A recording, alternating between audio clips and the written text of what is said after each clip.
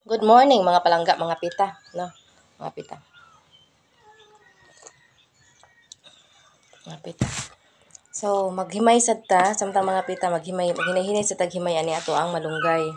No, kaya ato ni ihalo sa ato ang dinunot, no, dinunot. Mabala, mo ba na term kay di man na mao mo sa Cebuano linabog na siya, linabog.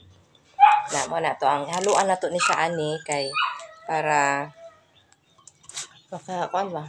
Kayong sa tanga healthy charis no inana. So, samtang naghimay ta mga palangga ato magchika-chika sa tatri nga side no.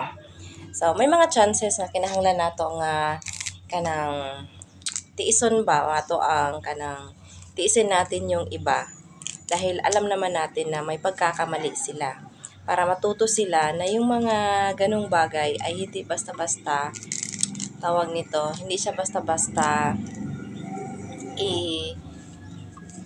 take for granted. Ganon. Aside from that, tinitiis natin yung mga tao dahil alam naman natin na hindi tayo mahalaga sa kanila, o 'di ba?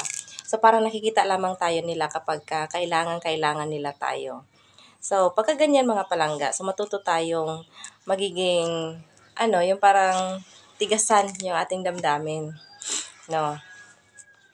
No, wag tayong magpadala dun sa ating yung pagiging maawain, pagiging matulungin, gano'n. Kasi at the end of the event or at the end of the scenario, wala ka namang silbi, no? Hindi ka naman nakikita. Oo. Kikita ka lang naman niya, it's because nasa sayo yung mga kailangan niya or nasa sayo yung mga bagay na kung saan yun yung niya at that moment, need niya. Pero after that, wala naman. So, kailangan mong matuto. Kailangan mong 'wag magpakatanga, 'di ba? So, ganyan. So, may mga pagkakataon na kailangan nating matutunan ang mga bagay na 'yan. Huwag tayong basta-basta na lang na parang, ay, naawa ako, ay, naano ako, o 'di ba? Although, it's okay din naman 'yan, pero kailangan mo ring iparamdam na kailangan niyang matuto, 'di ba? Hindi naman kasi sa lahat ng panahon nandiyan ka para igabay or para tulungan siya. So pagka gano'n, mahihirapan din siya. Katulad na lamang ng sinasabi ng nung nalimot lang ako kung ano yung kuan. Ang sabi doon na mas maganda na magbigay ka ng yung sa life quotation ba yun or what, na it's okay na magbigay tayo ng pagkain sa nangangailangan. Pero mas okay talaga kapag bibigyan mo ng means kung papaano makakakuha ng pagkain ang nangangailangan. Kasi kapag bigyan mo siya ng pagkain ngayon, dahil kailangan niya ng pagkain, bibigyan mo siya agad ng pagkain, literal na mabubusog siya at that moment. And of course, after some hour na siyempre magugutom ulit siya. So ayan, so saan naman siya kukuha ng panibagong pagkain na kailangan niya at that moment. So ayan, so walang changes. Maghahanap pa rin siya or tawag doon, manghihingi naman siya ulit ng pagkain ng kung kani-kanino na wala namang assurance kung bibigyan siya or makakakain siya pagkakagutom niya.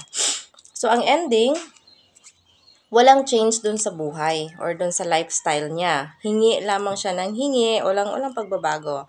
Samantalang kung halimbawa bibigyan mo siya ng means na kung saan ganito ang gawin upang makahanap at magkaroon ng pagkain. O ayan, so every time na magugutom siya, may means siya kung paano makakakuha ng pagkain. Hindi yung nakaabang lamang siya dun sa mga taong tutulong sa kanya.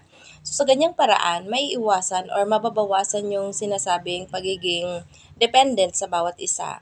So ganyan. So magkakaroon siya ng chance na umasenso or umangat or magbago siya dun sa kanyang nakasanayan na kung saan nakaano lamang siya, nakadepende sa iba. So, ganyan mga palangga. May mga pagkakataon na dapat nating turuan ng leksyon ang mga tao na mahalaga sa atin din naman or kahit na hindi mahalaga, pero kasama natin sa buhay sa araw-araw, so ganyan. Huwag basta-basta na lamang ibigay kung ano yung mga hinihingi nila, lalo na't alam mo naman na pabalik-balik na lang ang ganon. Para matuto sila na hindi sa lahat ng pagkakataon nandoon ka, or hindi sa lahat ng pagkakataon pwede ang ganon. Maraming salamat!